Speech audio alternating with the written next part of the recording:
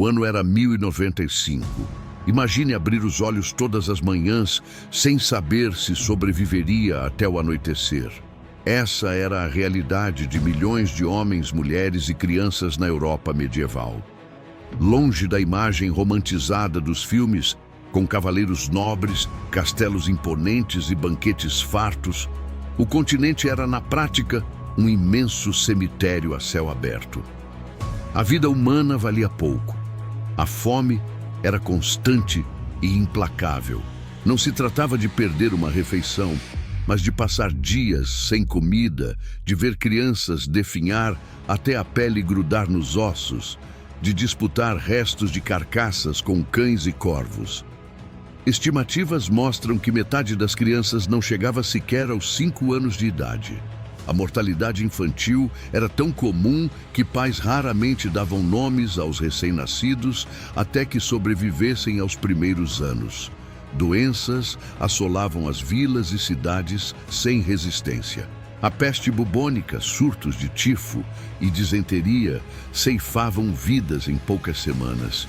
Ferimentos simples, que hoje seriam tratados com um curativo, levavam à morte por infecção. O cheiro de decomposição impregnava o ar, um lembrete constante da fragilidade da vida. A morte era tão presente que já não causava choque, era apenas parte do cotidiano.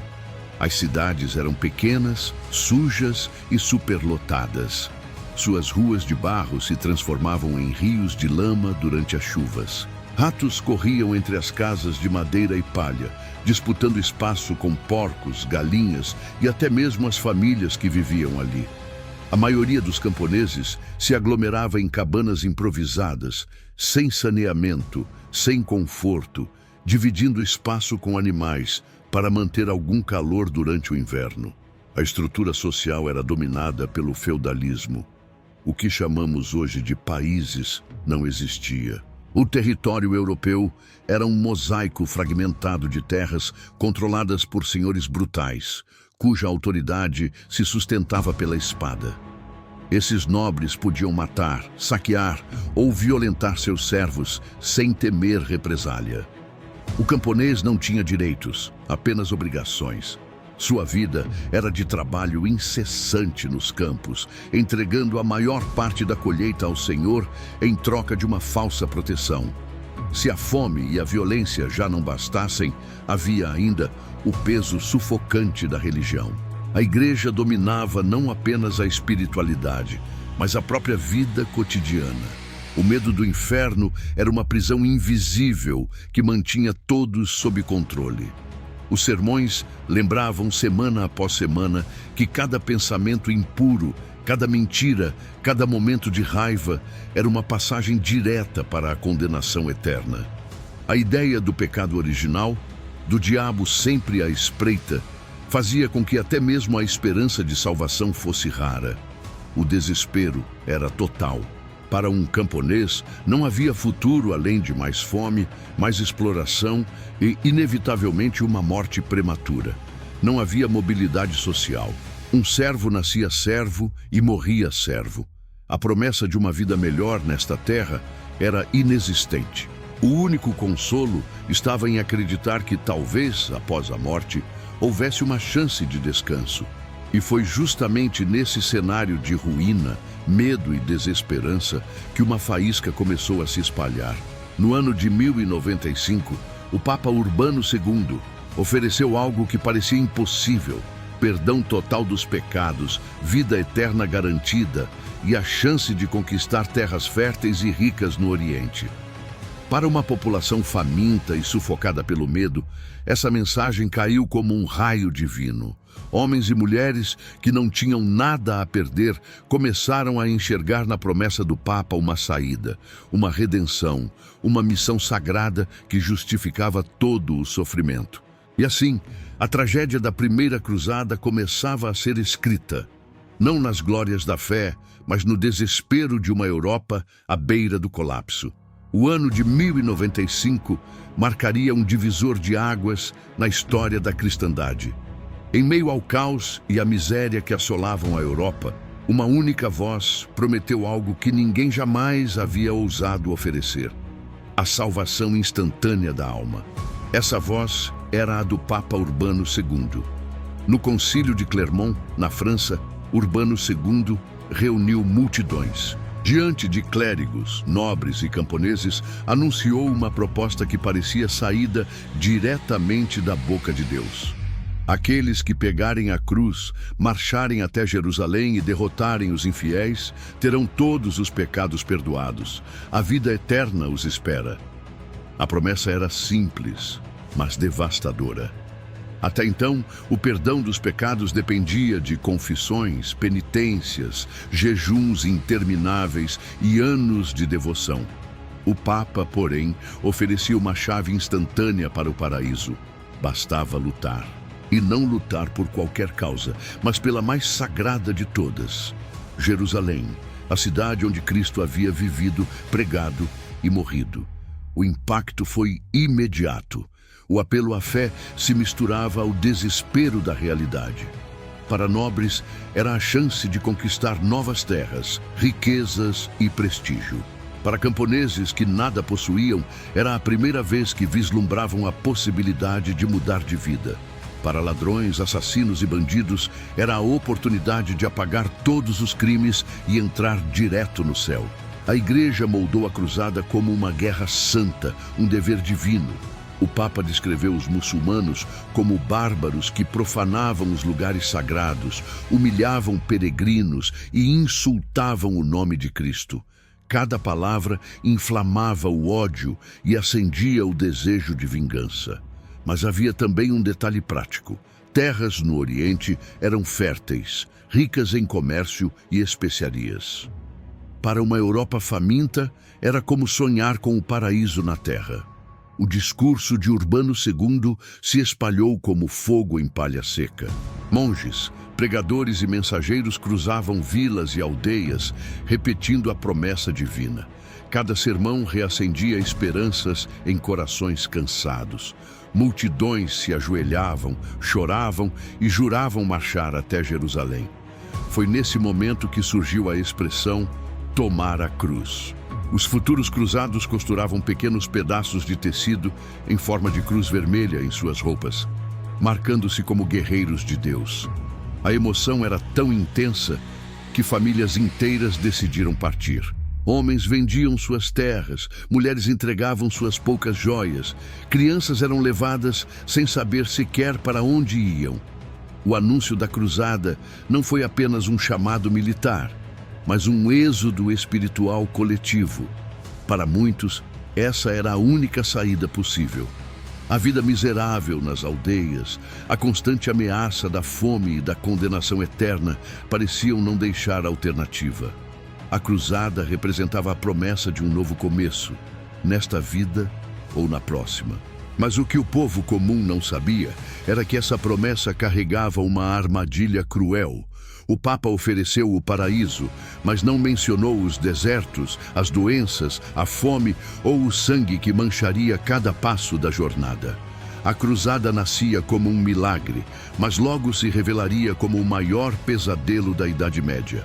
O que começou com sermões inflamados, logo se transformou em movimento de massas. Em poucos meses, dezenas de milhares já se preparavam para deixar suas casas rumo ao desconhecido. Não eram soldados treinados, mas camponeses famintos, mulheres grávidas, crianças pequenas e idosos. Todos acreditavam estar partindo para a maior aventura espiritual de suas vidas. O Papa havia acendido uma chama, mas o fogo que começou em Clermont logo se tornaria uma fogueira de horrores que consumiria a Europa e o Oriente por gerações. A promessa de Urbano II incendiou corações, mas também desencadeou algo que ninguém, nem mesmo a Igreja, havia previsto. Uma onda descontrolada de homens, mulheres e crianças comuns que decidiram partir antes mesmo da nobreza organizar seus exércitos. Esse movimento ficou conhecido como a Cruzada do Povo. Liderados por figuras carismáticas como Pedro, o eremita, um monge de aparência miserável, mas de voz poderosa, multidões começaram a marchar sem qualquer preparação. Não eram cavaleiros armados, nem soldados disciplinados. Eram camponeses esfarrapados, mendigos, mulheres grávidas, idosos e até crianças. Carregavam cruzes de madeira toscas, pedaços de pão duro, ferramentas de trabalho transformadas em armas. Acreditavam com fé cega que Deus abriria o caminho diante deles. A ideia de que o céu havia sido prometido não deixava espaço para dúvidas. Muitos sequer sabiam onde ficava Jerusalém. Para eles, marchar era obedecer a Deus e o resto seria providenciado. Mas logo a realidade mostrou sua face cruel. Desde os primeiros dias de caminhada, a fome e a sede começaram a dizimar os peregrinos. Vilas e cidades ao longo do caminho não tinham como alimentar milhares de famintos que apareciam de repente. Quando o alimento não era dado, eles saqueavam. Quando eram expulsos, reagiam com violência. Em sua ignorância, viam qualquer um que não fosse cristão como inimigo. Foi nesse contexto que uma das páginas mais sombrias da história começou a ser escrita. Grupos de cruzados do povo, inflamados por pregadores radicais, voltaram sua fúria contra comunidades judaicas no Vale do Reno. Em cidades como Worms e Mainz, centenas de judeus foram massacrados. Homens foram esfaqueados, mulheres estupradas, crianças jogadas em rios. Para os cruzados, era o início da purificação do caminho para Jerusalém. Para a história, foi um prenúncio do ódio religioso que se espalharia como peste. Apesar do fanatismo, a desorganização era gritante. Grupos diferentes partiam sem coordenação. Muitos se perdiam ou eram dizimados por bandos de saqueadores e até por nobres locais que viam neles uma ameaça à ordem. A travessia até Constantinopla já havia reduzido a multidão em quase metade. Quando finalmente chegaram às portas do Império Bizantino, o imperador Aleixo Prento viu-se diante de uma horda faminta e indisciplinada. Aquilo não era um exército, mas um fardo. Sem saber como controlá-los, o imperador permitiu sua passagem pelo Bósforo, mais para se livrar deles do que por ajuda verdadeira. Do outro lado, no território turco, a tragédia se consumou. Mal armados, sem suprimentos e sem estratégia, os cruzados do povo se tornaram presas fáceis. Os turcos esperaram o momento certo e massacraram a multidão com facilidade. Estima-se que dezenas de milhares tenham sido mortos em poucos dias. Os poucos sobreviventes foram vendidos como escravos. A chamada Cruzada do Povo terminou em desastre absoluto. O sonho de camponeses e pobres que acreditaram na promessa divina transformou-se em carnificina. Não havia glória, nem Jerusalém, nem paraíso terreno. Apenas ossos espalhados pelo deserto e um silêncio que se prolongaria por séculos. Mas a morte da multidão não apagou a chama da cruzada. Enquanto os corpos apodreciam no Oriente, os verdadeiros exércitos da nobreza se preparavam para marchar. Cavaleiros com armaduras, estandartes e espadas afiadas estavam prontos para transformar a promessa do Papa em uma guerra que mudaria o mundo. O que havia começado como um movimento popular ingênuo, agora se tornaria uma máquina organizada de conquista e destruição. E se a Cruzada do Povo foi um desastre humano, o que viria a seguir faria a Europa e o Oriente sangrarem como nunca antes. Após o fracasso devastador da Cruzada do Povo, a Europa não desistiu. Pelo contrário, o verdadeiro exército, aquele que o Papa Urbano II realmente esperava, começou a se organizar. Diferente da massa de camponeses esfarrapados que haviam partido antes, agora eram nobres e cavaleiros, líderes militares experientes, acompanhados por soldados bem armados e séquitos preparados. Era o início da primeira cruzada oficial. 4 grandes exércitos se levantaram em diferentes partes da Europa. Entre os líderes estavam figuras lendárias como Godofredo de Bulhão, Bohemundo de Tarento, Raimundo de Toulouse e Hugo de Vermandois, irmão do rei da França. Esses homens não eram santos nem mártires. Eram guerreiros, orgulhosos, ambiciosos e viam na cruzada uma oportunidade sem igual. Para muitos deles, a motivação era clara: terras, riqueza e poder. A promessa do Papa de indulgência plena, o perdão de todos os pecados, era apenas mais um combustível espiritual que legitimava sua ambição. Cada estandarte erguido, cada cruz costurada nas vestes, representava não só devoção, mas também desejo de conquista. A preparação foi impressionante para a época. Cavaleiros carregavam armaduras brilhantes, lanças e espadas afiadas. Exércitos eram seguidos por cozinheiros, servos, artesãos, mulheres e até prostitutas. O movimento não era apenas militar, mas um enorme êxodo.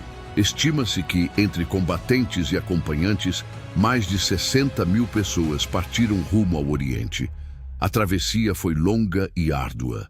Montanhas, desertos e rios tornaram a jornada um teste constante. Ainda assim, a disciplina militar e a experiência dos líderes garantiram que, ao contrário da cruzada do povo, os exércitos chegassem a Constantinopla em relativa ordem. O imperador bizantino Aleixo I, que já havia testemunhado o caos dos camponeses cruzados, agora se via diante de forças formidáveis. Mas ele não confiava nesses aliados. Temia que, em vez de libertar Jerusalém, os nobres europeus ambicionassem suas próprias terras. Para tentar controlar a situação, exigiu que os líderes cruzados jurassem lealdade a ele e prometessem devolver qualquer território conquistado que antes pertencesse ao Império Bizantino. Muitos juraram, alguns com sinceridade duvidosa. O jogo político começava antes mesmo da guerra. Com o acordo firmado, os exércitos cruzaram o Bósforo e entraram em território muçulmano. Diferente dos camponeses massacrados meses antes, agora os turcos enfrentavam guerreiros treinados, cavaleiros blindados, homens acostumados à guerra. A resistência foi brutal, mas pela primeira vez os cruzados provaram sua força. Na Batalha de Dorileia, em 1097, os turcos seljúcidas cercaram parte do exército cristão. O ataque parecia avassalador, mas a chegada dos reforços liderados por Bohemundo virou o jogo. O campo de batalha se encheu de sangue e os cruzados conquistaram uma vitória que ecoou em toda a região. O mito da invencibilidade turca começava a ruir. Após a vitória, a marcha continuou. Os cruzados cercaram Niceia, cidade estratégica, e após semanas de combate, conseguiram tomá-la, mas sob manobras políticas do imperador bizantino, que rapidamente assumiu o controle.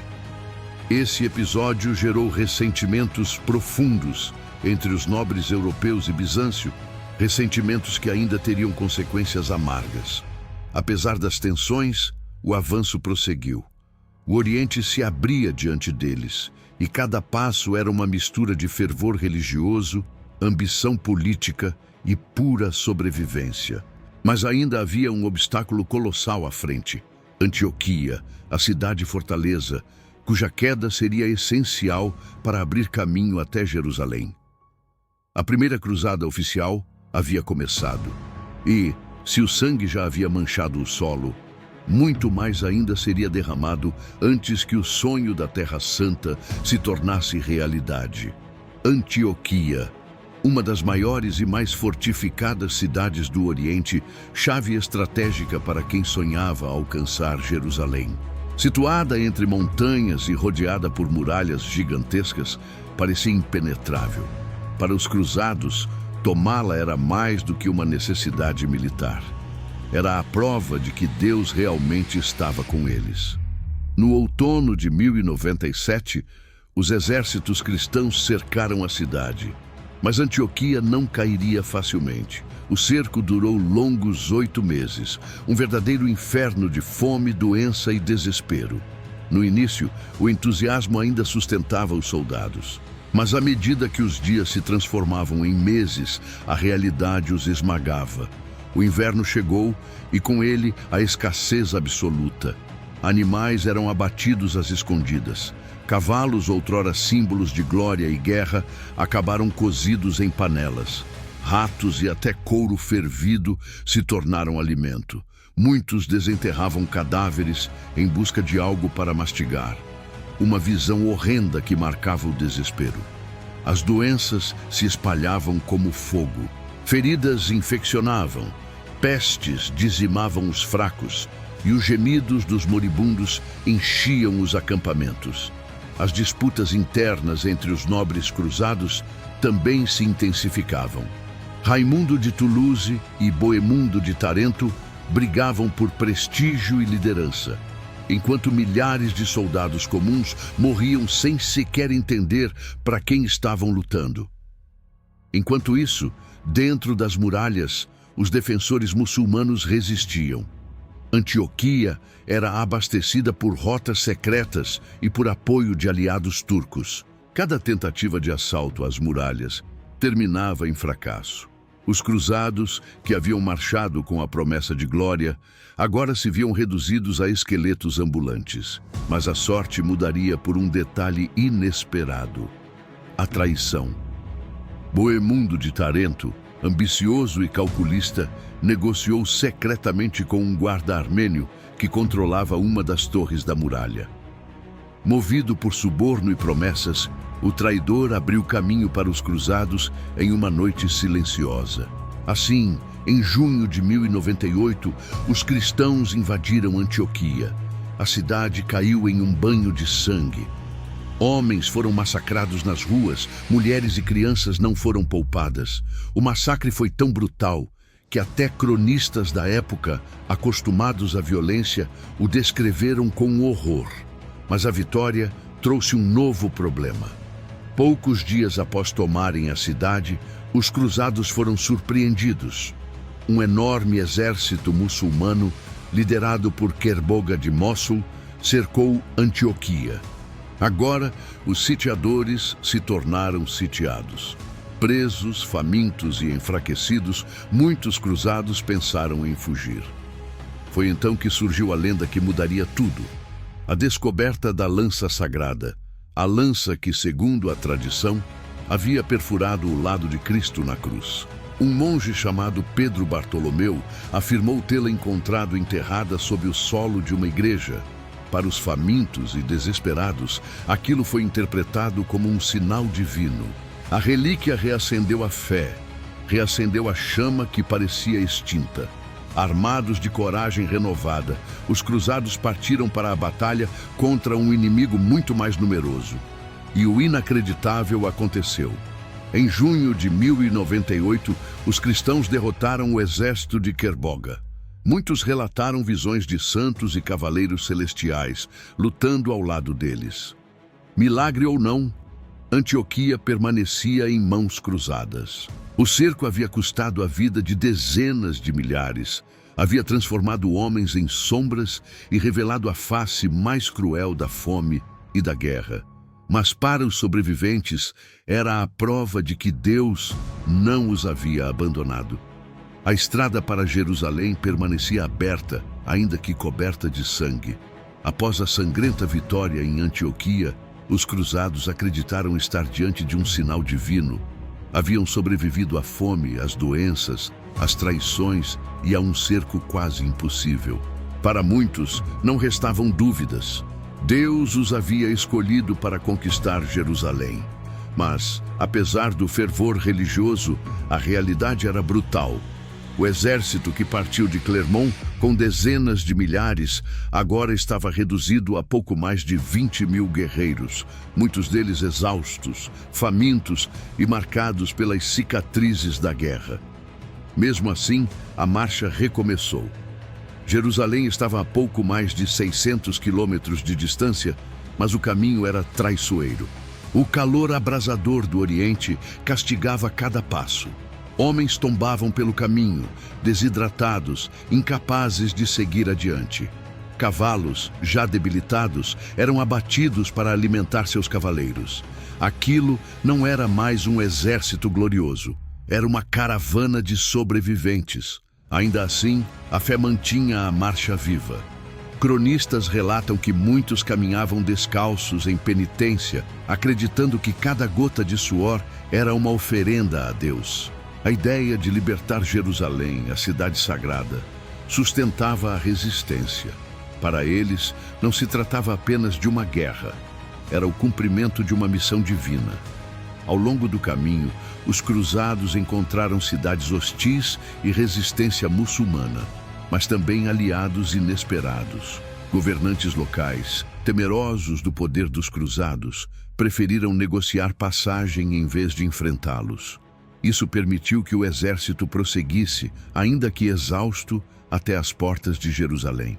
Em junho de 1099, quase 4 anos após a pregação do Papa Urbano II em Clermont, os cruzados finalmente avistaram as muralhas da Cidade Santa. Muitos caíram de joelhos, chorando, erguendo as mãos ao céu em gratidão. Para eles, aquele era o momento supremo.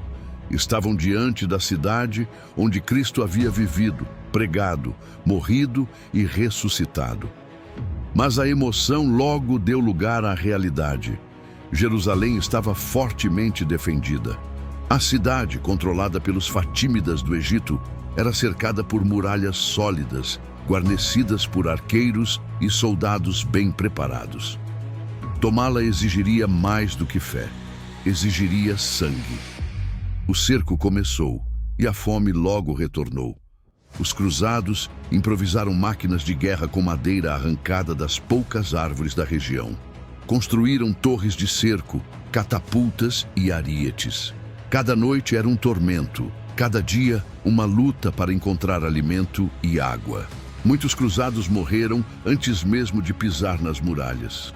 Mas a fé, mais uma vez, foi o combustível. Cronistas descrevem procissões solenes em torno da cidade. Homens, mulheres e até crianças caminhavam em silêncio, descalços, rezando, acreditando que estavam repetindo a marcha dos hebreus ao redor de Jericó antes de suas muralhas caírem. Para os cruzados, não havia dúvida. Deus abriria Jerusalém para eles. E quando chegou julho de 1099, o momento decisivo se aproximou. Torres de cerco foram empurradas contra as muralhas. Flechas choviam sobre os atacantes, pedras eram lançadas de cima, óleo fervente queimava vivos os que ousavam se aproximar. Ainda assim, a força da fé e da desesperança os fazia avançar. No coração dos cruzados não havia mais retorno. Tinham marchado milhares de quilômetros, perdido irmãos, esposas, filhos. A cidade diante deles era o objetivo final e estavam dispostos a destruir ou morrer para conquistá-la. A marcha havia chegado ao clímax e em poucos dias o destino de Jerusalém seria decidido em sangue. Julho de 1099. Após quase 4 anos de marcha, fome, doenças e batalhas, os cruzados finalmente se preparavam para o ataque final contra Jerusalém. A cidade sagrada, coberta de muralhas imponentes, parecia inalcançável. Mas para aqueles homens exaustos, nada mais importava. Jerusalém era o prêmio prometido pelo Papa, era a porta do céu, e ninguém estava disposto a voltar sem conquistá-la. Os preparativos duraram dias. Torres de cerco foram erguidas com madeira trazida de quilômetros de distância. Catapultas foram armadas e arietes improvisados. Os defensores muçulmanos resistiam com bravura, lançando flechas, pedras e fogo contra qualquer aproximação. O calor do verão transformava o campo de batalha em um forno. Homens tombavam antes mesmo de chegar às muralhas, mortos de sede, queimados pelo sol ou crivados de flechas. No dia 15 de julho de 1099, o ataque decisivo começou. Uma das torres de cerco foi empurrada contra as muralhas do lado norte. Sob chuva de flechas, cruzados escalaram escadas, protegendo-se com escudos improvisados. O avanço parecia impossível, mas então, segundo cronistas, um cavaleiro chamado Godofredo de Bulhão conseguiu alcançar o alto da muralha, abrindo caminho para que outros o seguissem. O ponto de ruptura havia sido encontrado. Quando os primeiros cruzados invadiram Jerusalém, a cidade mergulhou no caos. O que se seguiu foi um massacre que marcaria a história para sempre. Homens, mulheres e crianças foram mortos sem piedade. Mesquitas foram profanadas, sinagogas queimadas com pessoas trancadas dentro. Cronistas cristãos relataram com orgulho que o sangue corria pelas ruas até a altura dos tornozelos dos guerreiros. Para os muçulmanos e judeus que viviam em Jerusalém, foi o fim do mundo. Para os cruzados, foi a realização da promessa divina. Depois de tantos sofrimentos, eles acreditavam que Deus os havia conduzido à vitória. A carnificina, para eles, era a purificação da cidade sagrada. Após dias de violência, os líderes cruzados organizaram cerimônias de triunfo. Cavaleiros marcharam descalços até a igreja do Santo Sepulcro, rezando e agradecendo. Muitos choravam de emoção. Para eles, aquele momento era a confirmação de que tinham cumprido a missão divina iniciada anos antes, no chamado do Papa Urbano II. Godofredo de Bulhão foi eleito líder da Nova Jerusalém, mas recusou o título de rei. Declarou-se defensor do Santo Sepulcro, alegando que não usaria uma coroa de ouro, onde Cristo havia usado uma coroa de espinhos. Sua decisão simbolizava a ideia de que Jerusalém não era apenas uma conquista política, mas um reino de Deus na terra. Ainda assim, a cidade conquistada estava em ruínas, coberta de cadáveres, tomada pelo cheiro da morte. A vitória tinha custado caro. Milhares de vidas perdidas, um Oriente em chamas e um abismo ainda mais profundo entre cristãos e muçulmanos. A tomada de Jerusalém foi ao mesmo tempo o auge e a tragédia da primeira cruzada. Para os cruzados, era a glória suprema, a prova de que Deus caminhava com eles. Para seus inimigos, era a lembrança amarga de que a fé podia ser usada como arma de destruição. O mundo medieval nunca mais seria o mesmo. A cidade sagrada estava nas mãos da cristandade, mas sua conquista abriu feridas que sangrariam por séculos. Após o massacre de julho de 1099, Jerusalém estava finalmente nas mãos dos cruzados.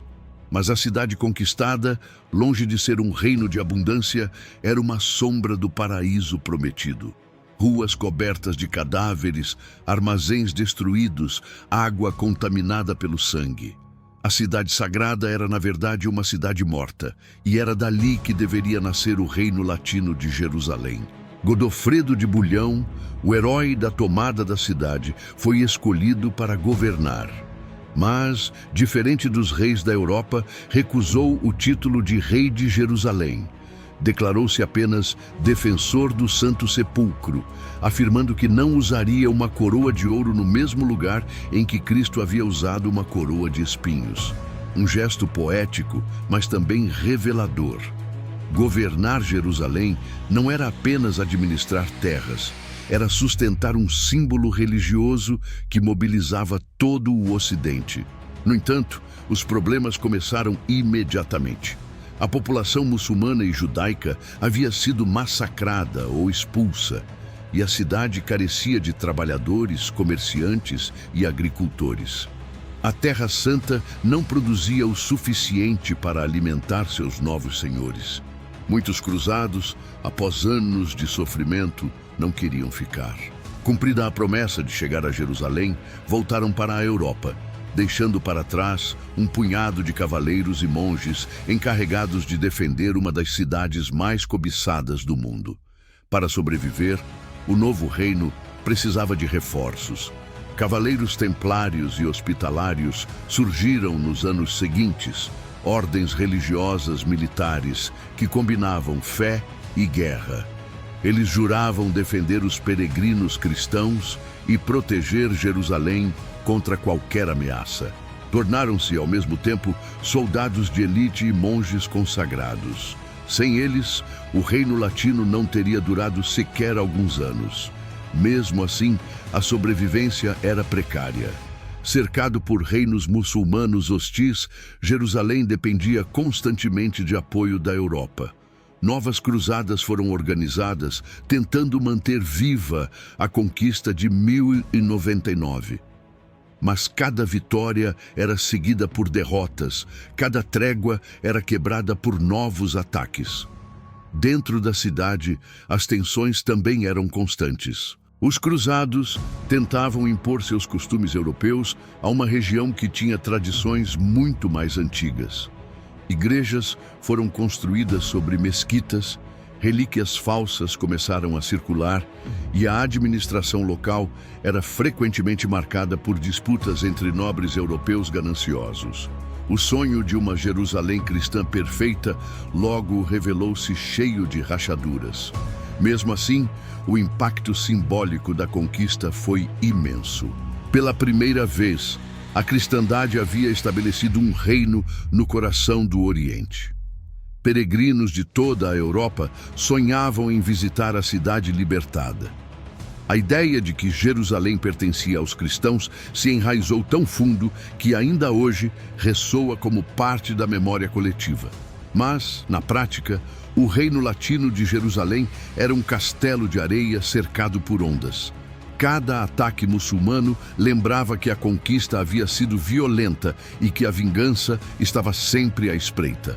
A glória de 1099 foi apenas o início de um conflito que se estenderia por séculos, trazendo mais cruzadas, mais massacres e mais sangue. O reino resistiria por quase um século, mas nunca foi estável, nunca foi seguro. Era, como diriam alguns cronistas, um milagre sustentado por espadas. O massacre que abriu as portas de Jerusalém havia conquistado a cidade, mas não garantira sua paz. O reino latino nasceu manchado de sangue e condenado pela instabilidade. O sonho da cristandade estava vivo, mas o preço para mantê-lo seria cobrado, batalha após batalha, até que tudo desmoronasse novamente.